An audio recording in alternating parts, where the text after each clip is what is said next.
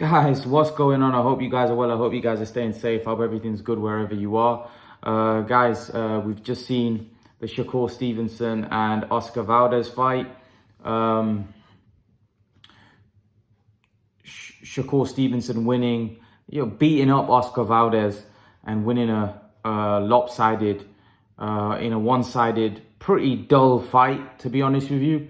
Shakur Stevenson totally dominated that fight.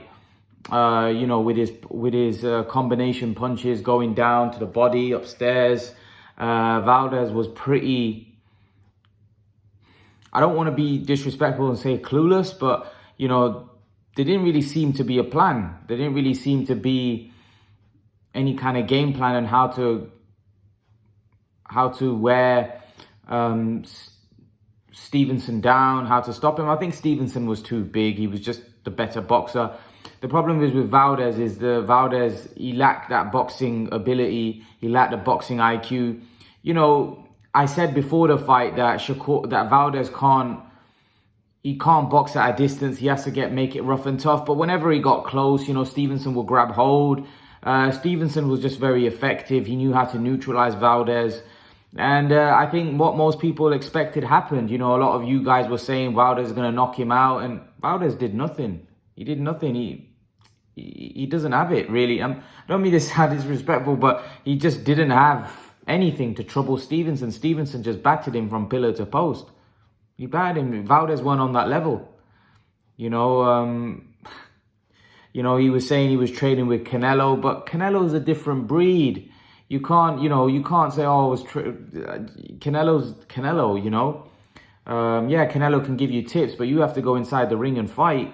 And Stevenson was just too good. He was too good. He's very classy. Very, very good fighter. I will say this, though, about Stevenson, that the fight was really boring. The fight was really boring. Stevenson, he's very effective and he neutralizes you, but his style is quite boring to watch. I can see what Bradley's saying. There was times in that fight where I wasn't dozing off, but I wasn't even watching because I just knew the pattern of the fight. I understood the fight. When you're watching boxing a long time, you kind of understand how the fight's going to play out. Unless something unexpected happens. It's boxing and unexpected things can happen. You kind of realize from round 1 and 2 how this fight was going to play out. And Stevenson was in control. He's very patient. He's not reckless in his approach. Although he throws combination punches, sometimes guys that throw combination punches can be a bit reckless, but Stevenson is very controlled. He's a very good defensive fighter as well. He doesn't get hit a lot. He makes you miss a lot of punches. Valdez just didn't... For me, there was no game plan. He needed to fight like a Maidana, but again, Maidana's a unique fighter. Not everybody can fight like Maidana. I said prior to the fight, that's how he needs to approach the fight. But he just wasn't big enough, strong enough, and he didn't have enough power, really. A lot of people were talking about his punching power, but that punching power is at lower weight classes, really. I know he knocked out Miguel Bichelt, but really, if you look at it, Valdez struggled against Robson Conceição, who was a good boxer. And he came up against an elite boxer here, and he was totally dominated and outboxed. It was a pretty dull fight. And it was a pretty dull and one-sided beatdown, really. It basically had everything for Shakur. Shakur dominated. I think the judges gave it like 10 rounds to 2. I don't even know where they gave him 2 rounds. Didn't give him a round. It was just really one-sided, and it basically it had everything for Shakur. It was so dominant apart from Shakur not stopping him. Now, there was points in that fight where I thought maybe Eddie Reynoso might pull him out the fight. Now, Valdez is a warrior. I'm pretty sure he's not going to want to go out like that in terms of, I felt like he would go the distance after about 7-8 rounds. I thought they could probably pull him out because he was just taking a beating. His face was a mess. And he wasn't really making any kind of dent in Stevenson. He was just taking a beating. But, he's a warrior. He's a Mexican warrior, Valdez. And he wasn't, he was always going to go see the end of that fight. I did think when I predicted that it could be a knockout, I did predict that I think it would be more a stoppage. You know what I mean? Where the corner would throw in the towel. But, you know, fair play. You know, Valdez stayed in there and took his shots. But I definitely think they could have stopped that fight. Not so much he was hurt or anything, but he was just, you know, it was just taking punishment, really. I said that about Errol Spence and Mikey Garcia, that I felt that fight could have been stopped because it was one-way traffic. You know, they didn't ever look like... See, when it gets to a point where you realize that the fighter can't win the fight, and it looked like that, you know, there was no way Valdez was going to knock Stevenson out. Stevenson was very big in there. He was a bigger guy, and he was the more assured, the better defensively sound boxer. So it was quite a one-sided fight. You know, Stevenson now probably has to either move up or look to become undisputed, but really there doesn't seem to be anyone that is going to challenge him at this weight. I think Stevenson needs to move up to a higher weight class and test himself, to be honest, because really I think the fights that we want to see Stevenson in are Gervonta Davis. We want to see him against Devin Haney, and he might beat all of those guys. You know, we want to see him against Kambosos. We want to see him in those type of fights. We want to see guys that will push him. Unfortunately, Valdez wasn't really able to push him because Valdez was smaller. He didn't really have the boxing ability and boxing skills in able to close the distance. You know, Stevenson kept him at distance, and he was doing a lot of damage.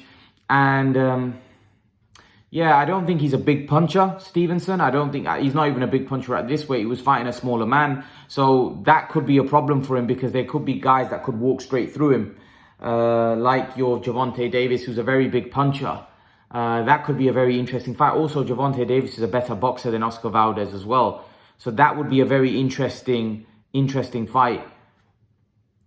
I was just disappointed in Valdez a little bit. I thought I would expect more. I thought there'll be times in the fight where it'd hurt Stevenson, it'd push Stevenson back, but really there was nothing. It was quite a lopsided, one-sided fight. And I thought Oscar Valdez was too good to be beaten like that. I did. I thought Valdez is a pretty strong guy. He can punch, but it just technically wasn't there. He just technically didn't have it to really trouble Stevenson, which was surprising because I feel like he lacked ideas. I feel like there wasn't really any kind of game plan, you know. I don't know what the game plan from Eddie Reynoso was, but, you know, that's the thing. A lot of people, you know, they big up trainers and stuff, say trainers are really good. Look, you're only as good as your fighter. Eddie Reynoso's got Canelo Alvarez. Canelo Alvarez is the best fighter in the sport. Canelo Alvarez isn't a Valdez type fighter. Canelo Alvarez is a very good boxer. He's very good defensively. He knows how to break fighters down. He can do it all. He's very versatile. Valdez doesn't have that. From what we saw here, Valdez doesn't have that. He doesn't have that, you know. And really, he was a smaller guy. You see, that's the other thing. Valdez likes guys that, the Scott Quigg type of fight, you know, where he can get, where, you know, he takes a couple of shots to give a couple of shots. In this fight, he was fighting a very astute boxer, a boxer that's there to hit and not get hit. Valdez doesn't do well against those type of boxers. You know, Valdez's style isn't going to match very well, and hence why I thought Shakur Stevenson would probably get the stoppage, because I thought he would dominate the fight, which he did. And I thought it would come to a point where Valdez was just taking punishment. And that was what it was, apart from the fact that there was no stoppage. Yeah, I was a little bit disappointed from Valdez. I thought that, even though I expected this type of fight, because I'd seen Valdez before and I was looking at it stylistically, I felt, you know, Shakur's gonna beat him this way. But I just think that Valdez should have done more. I think Valdez should have put it on him, stuck it on him. But again, it's easier said than done. It's easier me sitting here and saying you should have done more, but it's very difficult when you're in there with a very good boxer. I know some of you are going to be disappointed with his performance, but it's a lot easier sitting on the outside when you're in there with someone very astute, very sound defensively, that's very fast, that's technically so much better than you. There's not much you can do. There's not much you can do. You know, because Valdez just doesn't have that kind of boxing ability in order to beat someone like Stevenson. And he's smaller. So really, Valdez was outgunned in all departments, really, when you think about it. Really, he's a 126 pounder that moved up, and he was an underdog against Miguel Berchelt, and he pulled off that win. And I think Berchelt lost his last fight, so maybe Berchelt's not the same. Maybe Berchelt was not that good, we just don't know, but that was still a good win. He was the underdog. He came back and he won. Fair play to him. But in this fight, he was up against somebody that was an exceptional boxer, and he totally dominated the fight. And if I'm brutally honest with you, I thought the fight was pretty dull. You know, I didn't enjoy it. I thought it was quite one-sided. And I can see what Bradley's saying about Stevenson. Stevenson's going to have to find a way to be more exciting. I think the way he will be exciting is when he's put into better matchups. Your Gervonta Davises, your Haney's, your Campbell's, because they'll also be difficult for him. You know, and they'll also be good fighters that will push him. But Shakur might be the best out of the bunch. A lot of people think Shakur is the best of the bunch. They think he's the best young talent. I'm not so sure. We have to wait and see. He did put in a great performance there tonight, and he put in a great performance against Jamel Herring. He is starting to build up now a good, credible CV. Herring and now Valdez. But, you know, we want to see more. We need to see more. We need to see him potentially move up to 135 and then challenge the best guys at 135. I think someone like Isaac Cruz would have put it on Stevenson. You know, someone like that would be a much dangerous fight for Stevenson. Because Isaac Cruz is a pressure fighter. And that would be a difficult fight. And he can punch a little. That would be a much more difficult fight than this fight. You know, Valdez was really a blown up 126. He was a small guy, and he's not really a pressure fighter. He's not really a pressure fighter. For me, Valdez reminds me a little bit of Danny Garcia. Do you know what I mean? He has that sort of feel to me about him. I just think someone as good as Stevenson was always going to outbox him. So let's see for what next for Valdez. Maybe Valdez, that might be it. Who knows? But I still think Valdez can fight on. Just not against Stevenson, or not against somebody with the ability of Stevenson, because he'd get outboxed. For Stevenson, I'd like to see him move up. I know he's probably going to want to become undisputed at 130, but I'd like to see Stevenson move up and fight your top, you know, get involved in the big fights now with your Gervonta Davis. This was a big fight, but it was pretty one-sided. I mean, the super fights. This was a big fight, but those are super fights. Your Gervonta Davis is your Haney, Kambosos winner. I think he's capable of beating all of them. I do. I think he's really, really good, Stevenson. And hopefully they'll be able to push him a lot more. They'll be able to make it more difficult for him. So yeah, I think Stevenson's got a bright future. He's obviously a great talent. From a